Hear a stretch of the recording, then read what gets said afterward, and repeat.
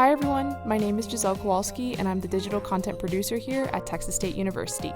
You're listening to Try at Texas State. Today's episode is part one of a two-part series focusing on a group of Texas State students who are traveling to Europe this year for the 2024 Paris Olympics. I got to speak with Professor Jenny Buschhorn and student Mac Blackwell before they took off for their adventure. Hi guys, how are you guys today? I'm really excited to meet with y'all. If you could please introduce yourselves, we'll start off with Jenny.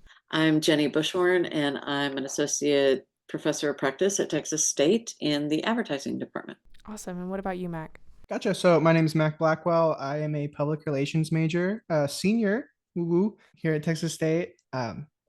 I'm going to Paris. That's what I know about me right now. Yes, that's amazing. So Paris, you guys are going to Paris for the Olympics this Sunday. How nervous, excited are you both? I'm both. I'm super excited. I'm nervous more than anything that I'll get everything packed and ready to go. But yeah, I'm super excited to be over there and get it started. We've been talking about this for a really long time, so it's really great that it's finally here. Yeah, and so you're taking a class to Paris. How many students will be coming with you? We are taking 25 students to the Paris Olympics. And are they all underneath the mass communications department? All of them are in the School of Journalism and Mass Comm. We have 5 different majors on our 25-person team, and we've actually been in class for the last couple of weeks prior to going, kind of getting ourselves ready, doing some kind of initial research and some of the things that we're going to be doing over there. It's been great though, because we have some people who are really into electronic media majors who are really into film and putting things on video. We have advertising majors who are all about branding. We have PR majors who are all about what story are we telling. We have DMI majors who are keeping us up to date with all kinds of great new technology and bringing cool stuff with us. Then we have one single journalism major, and she's been writing articles for us. So it's been a lot of different, it's been great. I did some digging, and this is not the first time Texas State students have covered the Olympics. Back in 2018, a group of mass comm students embarked to Pyeongchang, South Korea with former communications professor Michael Burns to do an internship with NBC for the Winter Olympics. Okay, and so can you walk me through what the students will be doing at the Olympics? Because in my mind, I just see you guys going to events, but I know that there's a lot more behind the planning for this. Yeah, actually, we're kind of combining Paris and the Olympics together. So we're going to do some of the regular touristy Paris things. So we're going to Versailles, we're going to the Louvre. I'm sure we'll make it by the Eiffel Tower at some point. That's not a specific thing because we do have an event there, and I'll tell you about it in a minute. But so we're combining that with also learning about careers in mass communications. So we are going to the Paris Media Center, which is where all the accredited journalists for the Olympics are going to be housed, and not housed, but where they they have an office and they can find information and things there, and information center. So we're going there and interviewing people and talking and touring it and talking to different people there. We are going to go to an artist exhibit in Paris. His name is Youssef, YSY, and he's done different branding opportunities as well as art himself. And he does a lot of sports art. So he's done some collabs with people like Novak Djokovic and things like that. So we're doing a presentation with him where we can do a Q&A and talk to him about what he's doing. And then one of the coolest things that we're all super excited about is that we have a connection with the Today Show. So we're going to a live taping of the Today Show at the foot of the Eiffel Tower at the Trocadero, overlooking the Eiffel Tower. We're going to be standing there, and our new best friends, Hoda and Savannah, are going to kind of tell us about what's going on at the Olympics. No, seriously, we're going to go watch them do their jobs, and then we're going to talk with some people who work for the Today Show and help put it together in the Olympics venues. So we're doing all of that. Plus, we're going to Olympic events as well. So we're going to the football/soccer match we're taking a high-speed train to Bordeaux to watch Spain, who just won the Euro, and the Dominican Republic in a soccer match there. And then we are also going to watch a couple of the medal rounds of the swimming competition at the swim center there in Paris. And then our students themselves have some time off, and they have each chosen some other Olympic events. I think Mac and some of his friends are going out to Monet's house in Giverny. Like we're doing a lot.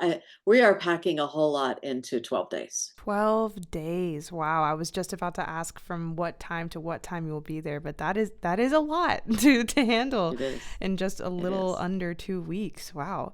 So, Mac, how have you been preparing for such a high energy environment? I'm a spreadsheet guy.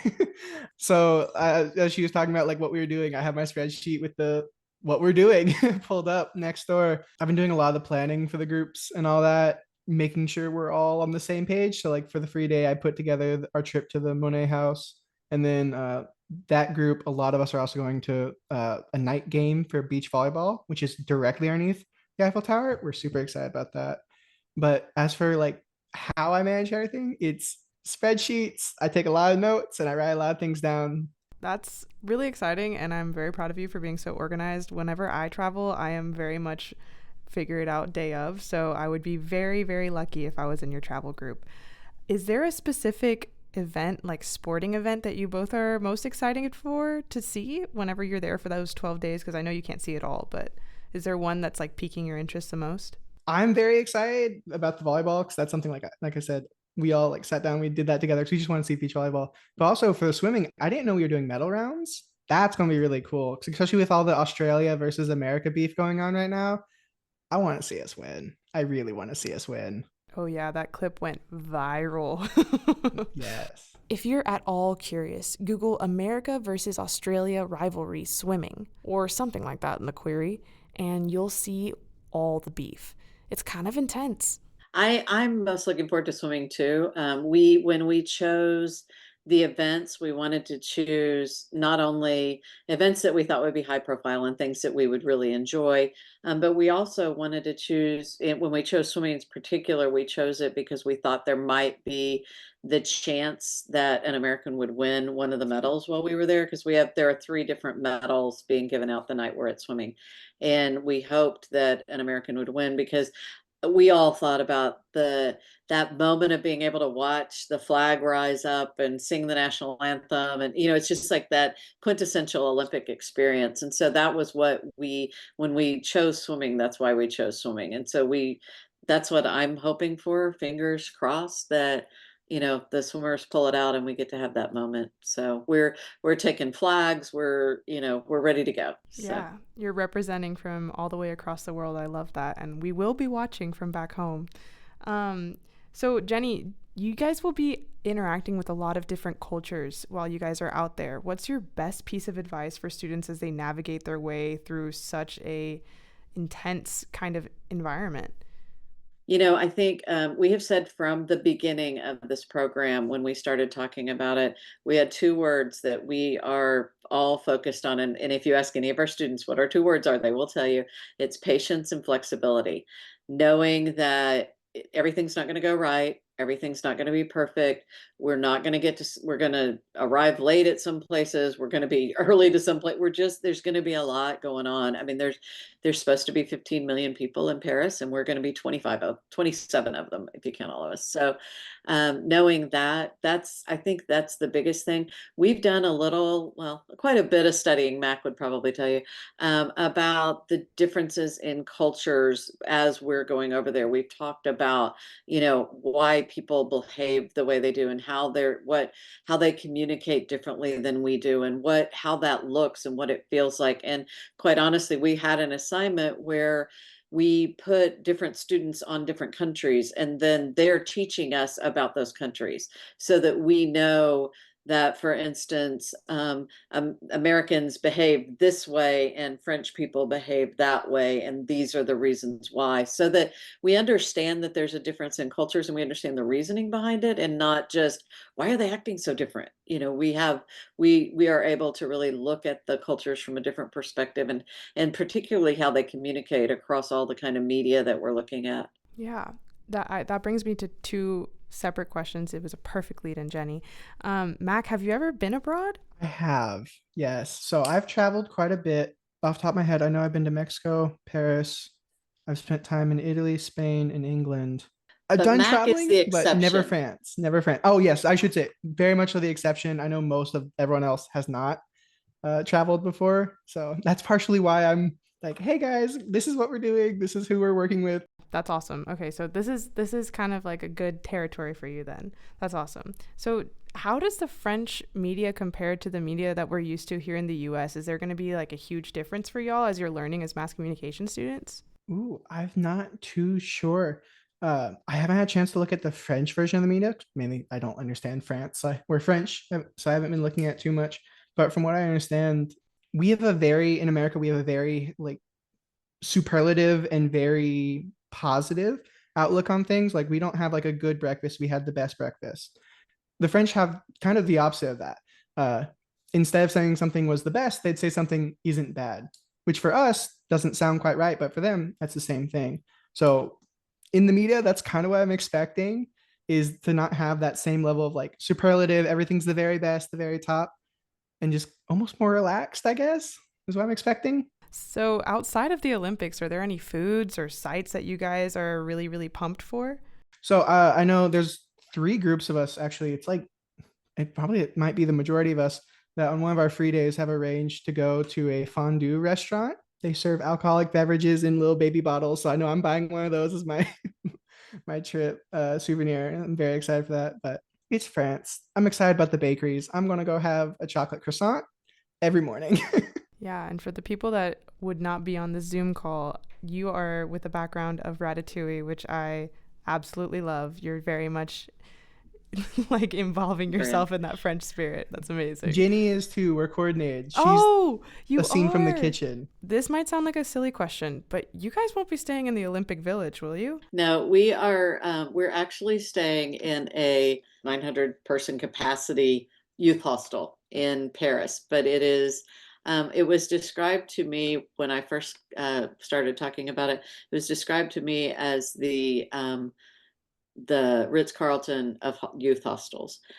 So it has restaurants inside. We have breakfast every morning. It's a very nice place, but like Mac and seven other male students will be staying in a room together with bunk beds and things like that. But it's very nice bunk beds and things like that. So it's not, it's very efficient and effective for us. I'm also very excited about it because the company that we're working with, Siegel, they rented out the entire hostel for American college students.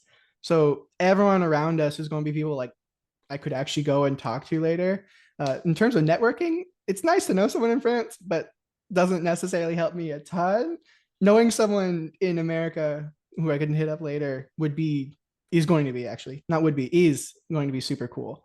So I'm excited to meet some of those guys. Well, and speaking of networking, one of the events that I neglected to talk about is we are doing a networking event. The University of Illinois and Arizona State are on similar timeframes as we are. And so they're over there. So we are having a networking event with them and with about 80 French students who have gone through a study abroad to America through the same travel company that's working with us. And so our students are going to get to meet the Arizona State and the Illinois students, but also a whole bunch of French students. So there's a great opportunity for them to connect with people. And we're doing that early in the trip so that the French students can kind of help our students. Hey, don't go to the tourist place, go here, that kind of thing. So we think that'll be a really great, fun experience for everybody. Yeah, man, I'm so jealous I'm not going. Do you have room for 28 maybe? I'm just kidding. Wow, that sounds like a fantastic time. Well, you guys, I hope that this is just like the trip of the lifetime. It sounds like it will be. I send you with blessings and safety and just a bunch of excitement. I'm so excited to hear about how it goes, and I can't wait to talk to you guys once you get back to hear about all your stories. Texas State is supporting you from afar. Well, and if you'd like to follow our trip, we have an Instagram site called TXST Paris Olympics. Perfect. So I will be following feel free that. to follow us there. Awesome. Thanks, guys.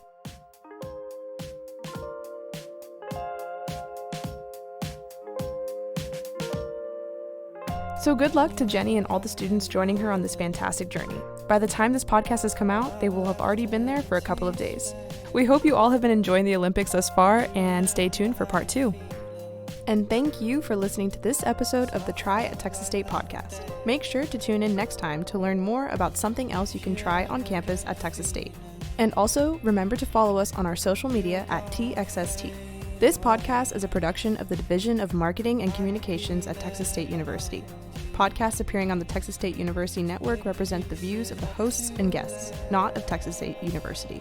Again, I'm your host, Giselle Kowalski, and I'll see you next time. Bye, y'all.